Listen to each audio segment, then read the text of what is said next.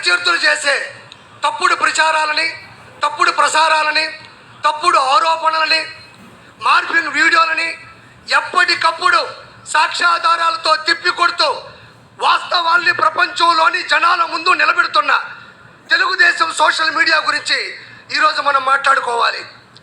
బాబు గారిని ఆదరించేవాళ్ళు, బాబు గారిని అభిమానించేవాళ్ళు, బాబు గారి విజన్ని ఆరాధించేవాళ్ళు, ఆయన ద్వారా లబ్ధి పొందిన వాళ్ళు ఈరోజు లక్షలాది మంది స్వచ్ఛందంగా సోషల్ మీడియా నిర్వహిస్తున్నారు. ఒక్క రూపాయి కూడా తీసుకోకుండా తెలుగుదేశం పార్టీలో చాలామంది సోషల్ మీడియా నిర్వహిస్తున్నారు.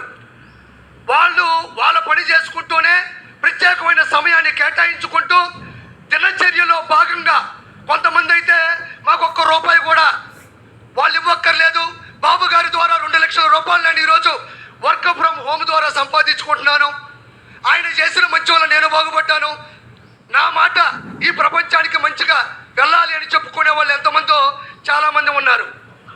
ఈరోజు ఇంకా చెప్పుదలుచుకుంటే సోషల్ మీడియాలో వైఎస్ఆర్సీపీ చేస్తున్నది ఉద్యోగం, సోషల్ మీడియాలో తెలుగుదేశం పార్టీ చేస్తున్నది ఉద్యమం, స్వచ్ఛంద స్వాతంత్ర్య ఉద్యమం, స్వేచ్ఛగా చేస్తున్నారని మరోసారి మీకు నేను చెప్తున్నాను.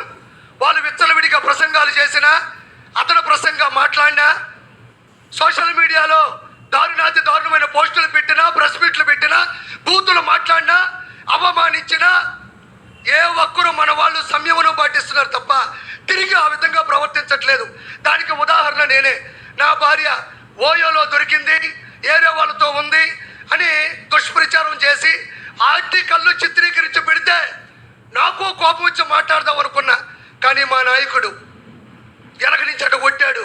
అది మనం చేయకూడదు, అది మన విషయం కాదు, మన పసుపు సైన్యంలో అది లేదు అంటే వెనక్కి తగ్గినటువంటి ఆలోచన నాది.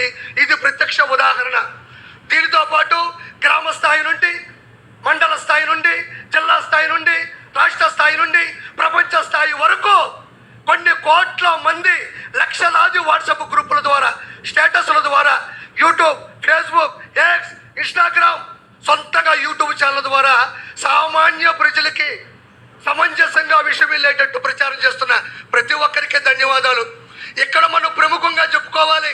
వాళ్ళు ఎలా విష ప్రచారాలు చేశారు అంటే, గూగుల్ డేటా సెంటర్ డేటాకి మైండ్ అప్లై చేస్తే అది కూడా తాళం వేసుకొని వెళ్ళిపోతారు. డేటాకి మైండ్ అప్లై చేశారు వాళ్ళు, మన వాళ్ళు సోషల్ మీడియా అప్లై చేశారు. తర్వాత ఆ రోజు రాజంతా దాగిపడుకున్నారు, అది వేరే విషయం. సింగయ్య గారిని వాళ్ళే చంపి, అతి కిరాతకంగా చంపి, వాడిని చంపింది, ఆ వ్యక్తిని చంపింది మన వాళ్ళని దోస్తే మన వాళ్ళు ఫుల్ వీడియోలో క్వాలిటీలో చూపించారు, వాళ్ళు ఫుల్గా దాగిపడుకున్నారు. దీంతో పాటు కుప్పంలో ప్రపంచంలో పెద్ద పెద్ద ఆర్ట్ డైరెక్టర్లు ఆశ్చర్యపోయే విధంగా టైట్ క్లోజ్ షాట్లో పెట్టి